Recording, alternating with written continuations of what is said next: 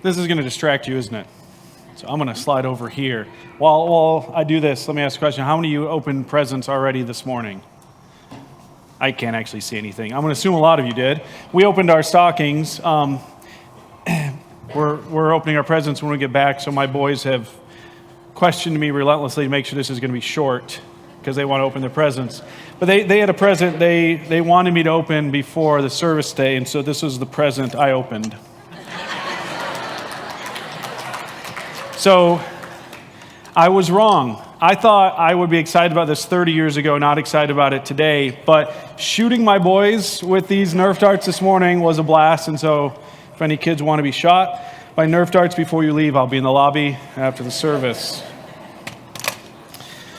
I'm a football fan. My team is the Minnesota Vikings, which means I'm a perpetually disappointed football fan. But last Saturday, the Vikings did not disappoint me. Well, they did, but then they didn't. See, in the first half of the game, they did everything wrong. Every bounce went the wrong way, and they entered halftime down 33-0. Winning the game seemed impossible. The single greatest comeback in NFL history was 32 points, so they would have to do something that had never been done before. As the second half began, nothing seemed to change. Then the Vikings scored, and they scored again. Still, we all knew there wasn't enough time for them to come back and win. It was impossible. Then they scored again and again. And with just a few minutes remaining, they were down a single touchdown. Maybe they had a chance. Maybe the impossible was happening. And it did. They scored again, and then they won in overtime, the greatest comeback in NFL history. So it was a remarkable game, and I'll be honest, I lost a few years of my life in that amount of time. But I think what was even more remarkable was I was watching after the game, and they were showing like interviews with some of the coaches and players, and many of them were in tears. Like, football players aren't known for crying, right? Especially professional football players after a regular season game. But these men, these large, manly, beefy men were in tears. Why? I think it's because they thought it was impossible. And when something happens that seems impossible, it's profoundly moving. It's powerful. It's unforgettable. Have you ever seen something happen that you thought was impossible? Many years ago, one of our elders, his nephew, was diagnosed with a rare form of juvenile cancer, and we sort of as a church walked with him and his family through this, and many times it seemed impossible. Many times we got the call to pray because it appears that he was dying, and I think it's been more than 5 years since he's been cancer-free, and it seemed impossible. Another family during that time couldn't have kids, even though they desperately wanted them, and it seemed year after year without a child it was going to be impossible for them, and then they had 5 babies in 4 years. I don't think anyone ever believed they were going to have one. In Daniel chapter 2, 2 impossible things are mentioned. The first happens by the end of the chapter, and the second is one that could never happen. The first impossible thing is an interpreted dream. So the wicked king of Babylon, Nebuchadnezzar, has a dream that frightens him, and so he calls his counselors to help him. And so this court of wise men who are there with different skills and different abilities and different sciences and even religious matters were brought to him, and they were more than happy to help him interpret the dream, but he wants something more. He wants them to tell him what he dreamed and then interpret it. I mean, how are they supposed to do this? Because it's one thing if you're intelligent and you're trained and you're skilled, you might be able to use sort of your psychological and analytical reasoning to try to help him understand the purpose or the intent behind the dream. But it's another matter entirely to look inside the king's brain and discover the dream itself. He asks them to do something that's impossible. And so they tell him they can't do it. And so, as an ancient king did, he threatened to kill them all. And here's what they say in response. They say, no one on earth can make known what the king requests. Consequently, no king, however great and powerful, has ever asked anything like this of any magician, medium, or Chaldean. Right? It's impossible, king. This is utterly and totally impossible. But the impossible happens. And by the end of the chapter, Daniel receives the dream and the interpretation from God, and he tells the king and saves the life of the wise men. Now, when they tell the king that what he asks is impossible, they do what we often do, is they compare it to something even more impossible. This is what I mean. This is like when you're driving your car and you've got a child in the car, and maybe you drive by the Anger International Airport or something like that, and they say, "Mom and Dad, you should buy an airplane." And you say, "Sure, I'll do it after I win the lottery," and I don't play the lottery. In other words, what you're saying is that the first thing, buying an airplane, is only slightly more possible than the truly impossible thing, that thing that has a 0.0% chance of happening. I have a 0% chance of winning the lottery that I never play. So what's the truly impossible thing they tell the king? Here's what they say to him in Daniel 2. What the king is asking is so difficult that no one can make it known to him except the gods, whose dwelling is not with mortals. So they say, "King, we'll tell you that as soon as a god comes to live with us." Right? But there's a 0.0% chance that a god would ever dwell with humans. So the second impossible thing in chapter 2 is an incarnated God, or a God in flesh, a God who dwells with humanity. Now, what the wise men don't understand when they're saying this is that God created humans to dwell with him. In the opening page of the Bible, we discover that God made this man and woman in his image, and he placed them in this garden which served as a temple where he would join them each day to walk and talk with them.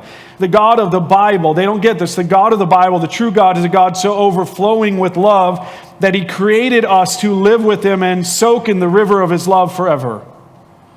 And so they don't understand that God made us to dwell with him. But what they do understand is that God does not dwell with us. Like, the consequence of the rebellion of those first humans is that humanity was exiled from that garden temple. We're no longer able to dwell with God. The alienation that we experience from God is a direct result of sin. And though God later commands his people to build a temple, that initial intimacy between God and man was lost. So instead of dwelling with God, now humanity needed a priest to enter God's presence on their behalf just one day a year. That was it.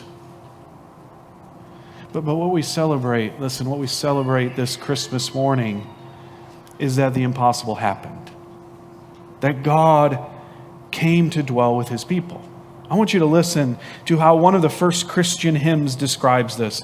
We can think of this as an early Christmas carol that actually found its way into the New Testament.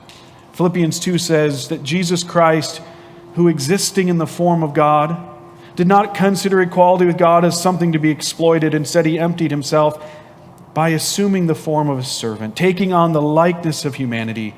And when he had come as a man, he humbled himself by becoming obedient to the point of death, even to death on a cross. For this reason, and this is where the hymn swells into the chorus, for this reason, God highly exalted him and gave him the name that is above every name, so that the name of Jesus every knee will bow in heaven and on earth and under the earth, and every tongue will confess that Jesus Christ is Lord, to the glory of God the Father.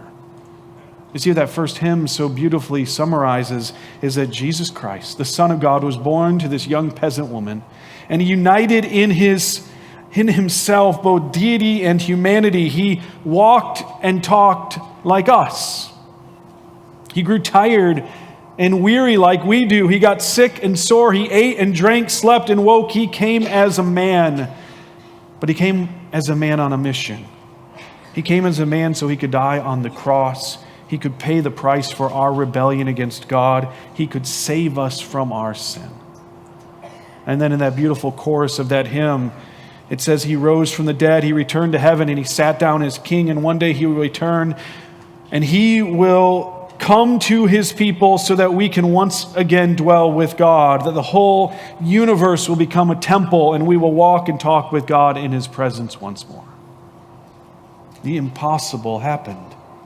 God came to earth, he took on flesh, and he dwelt with his people. This is news worth celebrating. This is the news that has gathered us together this morning, isn't it? In fact, this is news that demands a response. If this impossible thing actually happened, then it should move us in a way a football game never could. It should move us even more than a clean bill of health or a new baby, or 5 of them. This should move us to worship. It should bring us to a point of confessing our rebellion that alienates us from God and receiving the gift of life and salvation through His Son. And that's exactly what this good news has done for centuries. The good news that God dwells with us in Jesus, and Jesus is making a way for us to dwell with God forever, is life-changing, future-shaping, eternity-defining, worship-producing news.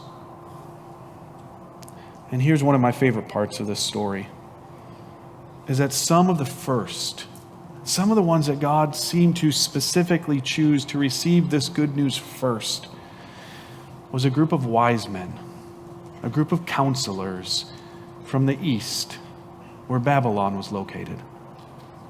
These descendants of the counselors who said, this is as impossible as a God dwelling with humans, they received this news that yes, the impossible happened, that God came to dwell with mortals.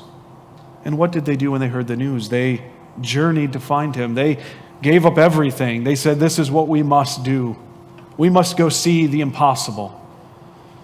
And their response to the impossible birth of Jesus is an example for us today. How have you responded to the coming of Jesus? Have you received Him as your King?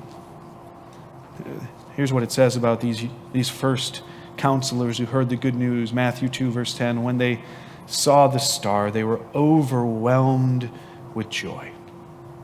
Entering the house, they saw the child with Mary, His mother, and falling to their knees, they worshiped Him. They did what is the only fitting thing to the news that God has come to dwell with mortals. They worshiped Jesus. They offered Him everything they had. It goes on to say they offered Him the gifts of gold and frankincense and myrrh. They offered Him the best.